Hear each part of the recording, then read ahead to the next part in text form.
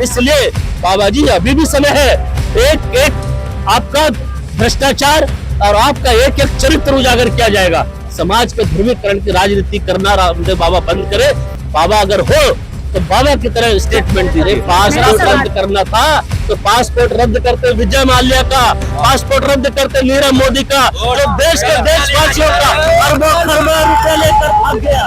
मुसलमान जो उनका इस्लाम है उससे पढ़कर देश में तरक्की कर रहे हैं। वो कह रहे तरक्की नहीं करे, मदरसे में पढ़ने वाले बच्चे कहाँ तरक्की बाबा रामदेव खुद सरकार में आरटीआई लगाए और पूछे कि मुसलमानों के बच्चे जो मदरसे में पढ़ते हैं कितने आईएएस हैं, कितने आईपीएस हैं, कितने डॉक्टर्स हैं, कितने इंजीनियर हैं, कितने पायलट हैं। नमस्कार दर्शकों, बहुत बहुत स्वागत है आपका न्यूज वेस्ट पर। आपके साथ मैं हूं सवेरा चावला। देखिए जिस तरीके से बाबा रामदेव ने एक बड़ा बयान दे दिया है, शरबत जिहाद कह दिया है।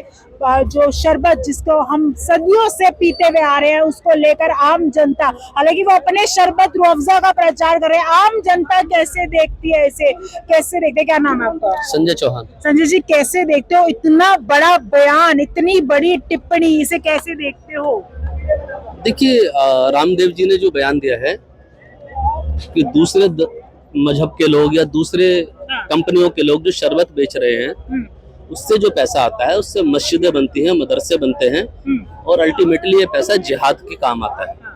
तो जिहाद शरबत में नहीं, जिहाद है रामदेव की मानसिकता में, जिहाद है रामदेव के विचारधारा में, जिहाद है रामदेव की सोच में, जिहाद है रामदेव के उस शरबत में जो बिक नहीं रहा, जो सड़ रहा है गोदामों में, लोग उसको पसंद नहीं कर रहे। एक कंपनी का प्रोडक्ट अगर देश की जनता स्वीकार कर रही है, जब भी छबीली लगती है तो वहां पर एक स्पेशल ब्रांड का शरबत बेचा जाता है जिसको हम रूह अफ़ज़ा कहते हैं। बचपन से लेकर जवानी तक हम आ गए हैं, वही शरबत हम पीते चले आ रहे हैं। नई नई कंपनियां आती हैं, नए प्रोडक्ट का भी हम इस्तेमाल करते हैं। मैं व्यक्तिगत रूप से बोल रहा हूँ आपके चैनल पे, सर्दियों में मैंने शहद खरीदा था बाबा रामदेव का एक शोरूम से जाके, उसमें चीनी निकली, 8-10 दिन रखा रहा, चीनी नीचे हो गई, पानी ऊपर हो गया। हमने कहा ये क्या बेच रहा बाबा, तो लाला बन गया। तो बाबा कहता था मैं बाबा हूँ, मैं तो बाबा रामदेव हूँ, तो लाला रामदेव निकला। बाबा के पास एक ही उपलब्धि थी कि योग गुरु है, वो योग भी मोदी जी ने छीन लिया। आज के टाइम पे योग के सबसे बड़े ब्रांड एम्बेसडर है नरेंद्र मोदी। पहले जानते थे बाबा रामदेव मतलब योग गुरु, आज का टाइम योग मतलब नरेंद्र मोदी जी। 21 जून को जब पूरे देश में और विश्व के अंदर योग दिवस मनाया जाता है तो नरेंद्र मोदी सबसे बड़े योग के ब्रांड एम्बेसडर बन के निकलते हैं। क्या हो गया, प्रधानमंत्री है। तो रामदेव से उन्होंने उसकी वो ब्रांड भी छीन लिया। अब योग गुरु भी खत्म हो गया, अब बच्चा बेचे क्या बेचारा। पहले तो दुकान चल रही थी रामदेव की कि योग के नाम पे चल रही थी, अब बचा क्या, योग छीन लिया मोदी जी ने, अब मोदी जी हो गए योग गुरु। अब बचा शरबत को उन्होंने टारगेट किया। देखिए मैं रामदेव की बात को एक बार मान के चलता हूं कि चलो वो पैसा जिहाद में जा रहा है, चलो बाबा जी तुम्हारी बात हमने मान ली, तो वो जिहाद तो बढ़िया है ना। तो उस मदरसे में पढ़ने वाले मुसलमानों के बच्चे आज आईएएस अफसर बन रहे हैं। उस मदरसे में पढ़ने वाले बच्चे जो शरबत का पैसा जिहाद में जाता है, अगर मस्जिदों में जा रहा है तो अपने मुसलमान जो उनका इस्लाम है उससे पढ़कर देश में तरक्की कर रहे हैं। वो कह रहे तरक्की नहीं करे, मदरसे में पढ़ने वाले बच्चे कहाँ तरक्की बाबा रामदेव खुद सरकार में आरटीआई लगाए और पूछे कि मुसलमानों के बच्चे जो मदरसे में पढ़ते हैं कितने आईएएस हैं, कितने आईपीएस हैं, कितने डॉक्टर्स हैं, कितने इंजीनियर हैं, कितने पायलट हैं। बाबा रामदेव की आंखें फट जाएंगी। और बाबा रामदेव उस दिन नहीं रहा था जिस दिन बाबा रामदेव अपने गेरुए वस्त्र रामलीला मैदान से उतार के सलवार पहनकर भाग गया था, सलवार कमीज औरतों की। बाबा रामदेव उसी दिन बाबा रामदेव ने इसको तिलांजलि दे दी थी जो अपने गेरुआ वस्त्र था। अरे तुम सच्चे सनातनी थे तो लड़ते, सनातनी मैदान छोड़कर नहीं भागते, मैदान में खड़े होकर लड़ते हैं।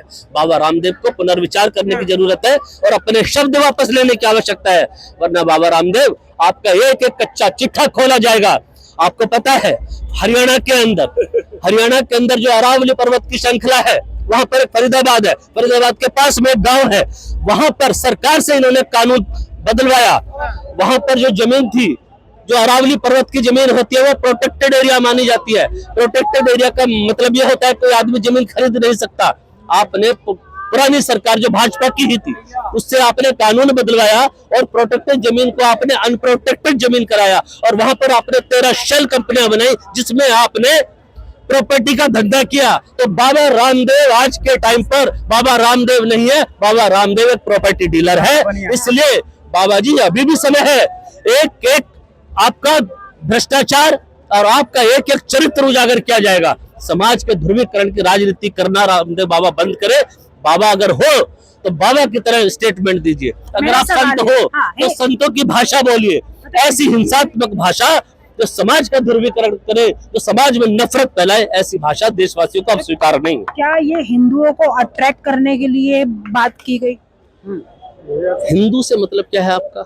हिंदू हिंदू हिंदू इतना कमजोर है क्या कि इन व्यापारियों के चक्कर में आकर अपने समाज का ताना बाना खराब कर लेगा? क्या समझ रखा अपने हिंदुओं को कि हिंदुस्तान में रहने वाले हिंदू हैं?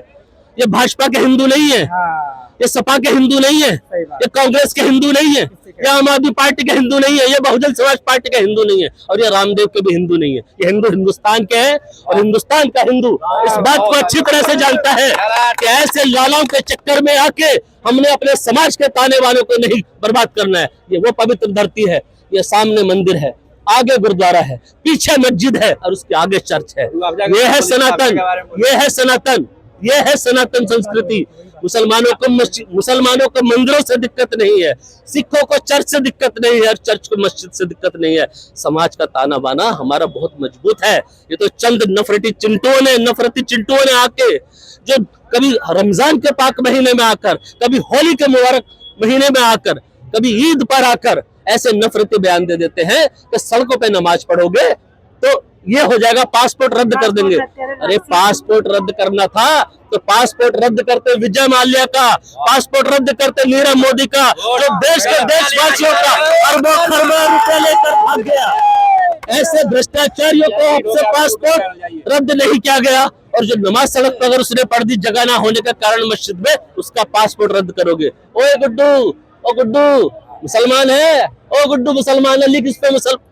ये बयान चल रहे हैं और इनसे मैं पूछना चाहता हूँ, बकरा ईद पे दिल्ली में शराब की दुकानें बंद रहेंगी, मीठी ईद पर दिल्ली में शराब की दुकानें बंद रहेंगी, लेकिन हनुमान जयंती पे शराब की दुकानें खुली रहेंगी। इसको समझने की आवश्यकता है और हिंदू जाग रहा है, मैं इसीलिए बोल रहा हूँ हिंदू जाग रहा है। भाजपा कह रही है हिंदू जाग रहा है, अभी तक सोया हुआ था। हिंदू जाग रहा है। मैं कौन से हिंदू की बात कर रहा हूँ? जो हिंदू वोट डालने नहीं जाता था उसने वोट डाला और इन्होंने 400 पार के नारों को साइड लाइन करके बोला 240 पे रुको, 240 पे रुको। इस बार जो वोटिंग की है उस 100वें हिंदू ने की है जो अपने घरों से वोट डालने के लिए नहीं निकलता था। और उन लोगों ने वोटिंग नहीं की जिसका शोषण भारतीय जनता पार्टी सिर्फ वोट बैंक के लिए करती है। ये जो वोट बैंक की राजनीति करते हैं, क्या मिला इनको? झंडे डंडे उठाने से नौकरियां मिल गई, रोजगार मिल गया। अरे हाथों में तुम तलवारें लहराकर, हाथों में तुम अवैध असले लहराकर कौन सा ताना बने? फिर भी सरकार तो भाजपा की बन रही है ना, फिर भी तो सरकार भाजपा की ही बन रही है। भाजपा की सरकार है, गठबंधन की सरकार है। भारतवासियों को सोचने की आवश्यकता है। ये सरकार बैसाखी की सरकार है, नीतीश बाबू की सरकार है। अभी बिहार के किसी नेता ने बयान दिया है कि नीतीश बाबू को उप प्रधानमंत्री बना देना चाहिए। मैं तो बोल रहा हूँ कि आपने गलत बयान दिया। नीतीश कुमार एक बहुत बड़े नेता है, उनको राजनीतिक अनुभव इतना ज्यादा है।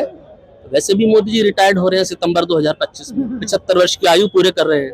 तो जब 75 वर्ष में जब देश के अंदर आजादी का 75 वर्ष का अमृतकाल का महोत्सव चल रहा है, ऐसे शुभ अवसर पर माननीय प्रधानमंत्री जी अपनी 75 वर्ष की आयु पूरी होने पे प्रधानमंत्री पद से इस्तीफा दे दें और नीतीश कुमार जी को प्रधानमंत्री पद का उम्मीदवार बनाए, क्योंकि प्रधानमंत्री बीजेपी के लोगों को ही बनने का अधिकार नहीं है। तो गठबंधन की सरकार है, सबका हक बराबर का होना चाहिए। जब सबका साथ सबके विकास की हम बात करते हैं तो एक चांस मौका नीतीश बाबू को मिलना चाहिए, एक मौका नीतीश नू भी दे दो।